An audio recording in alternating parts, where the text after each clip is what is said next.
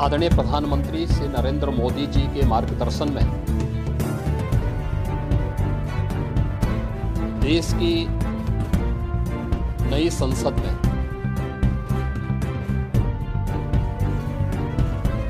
माननीय वित्त मंत्री जी ने देश का आम बजट प्रस्तुत किया है। यह बजट सर्वस्पर्शी, सर्वसमावेशी, विकासोन्मुख 140 करोड़ भारतवासियों की आशा, आकांक्षा और अमृत काल के संकल्पों को पूरा करने वाला सिद्ध होगा। आम बजट 2024-25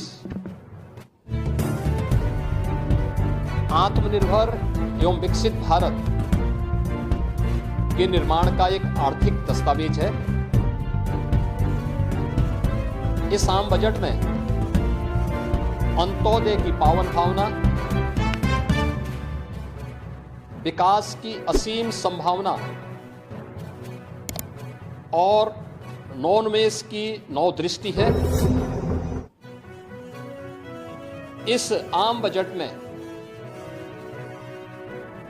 अन्नदाता किसानों की समृद्धि के लिए 1,52,000 करोड़ रुपए, कृषि और सहायक सेक्टर के लिए, महिला सशक्तिकरण के लिए 3 लाख करोड़ रुपए से अधिक का प्रावधान किया गया है।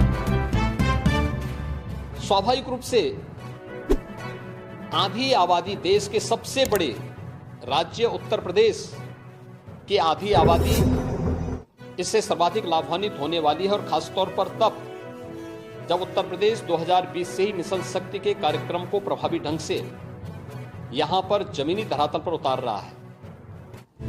सर्वाधिक अन्नदाता किसान उत्तर प्रदेश के अंदर निवास कर रहा है। उन अन्नदाता किसानों की समृद्धि में आज संसद में प्रस्तुत आम बजट बड़ी भूमिका का निर्वहन करने वाला है। युवाओं के लिए लाखों नौकरियों के साथ साथ मध्यम वर्गीय परिवार के लिए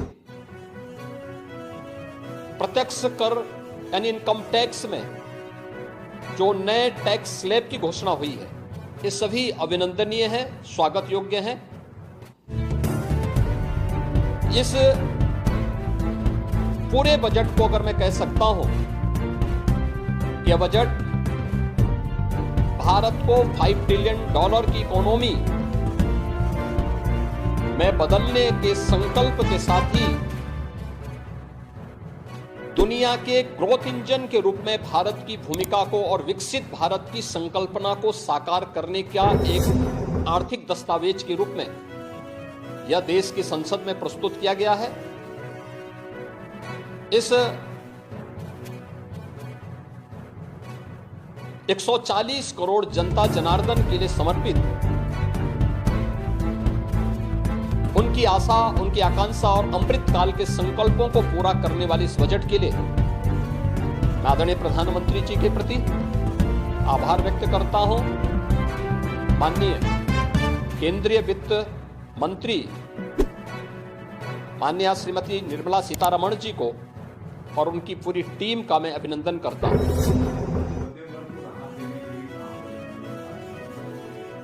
देखिए, मध्यम वर्गीय परिवार में टैक्स के बारे में सबसे बड़ी छूट आज उपलब्ध हुई है, और ये लंबे वर्ष समय से ये मांग चली आ रही थी। 3 लाख तक के प्रत्यक्ष कर यानी इनकम टैक्स में कोई भी टैक्स नहीं लगेगा। इसके साथ साथ अन्य जो स्लैब भी दिए गए हैं वे काफी राहत भरे हैं। अलग अलग सेक्टर के लिए जो प्रावधान किए गए हैं, गांव के लिए, गरीब के लिए, किसान के लिए, नौजवान के लिए, एमएसएमई सेक्टर के लिए, ये लाखों नौकरियों को क्रिएट इससे होगा। इंडस्ट्री के लिए जो प्रावधान किए गए हैं मुझे लगता है ये सभी स्वागत योग्य हैं और नौजवानों के लिए, समाज के हर तबके के लिए, महिला सशक्तिकरण के लिए, अन्नदाता किसानों के लिए, सभी तबके के लिए जो कुछ भी प्रावधान इसमें किया गया है, मैं कह सकता हूं कि यह राम राज्य की अवधारणा को साकार करने वाला एक सर्वस्पर्शी, सर्वसमावेशी और विकासोन्मुख बजट के रूप में यह मोदी 3 का यह पहला बजट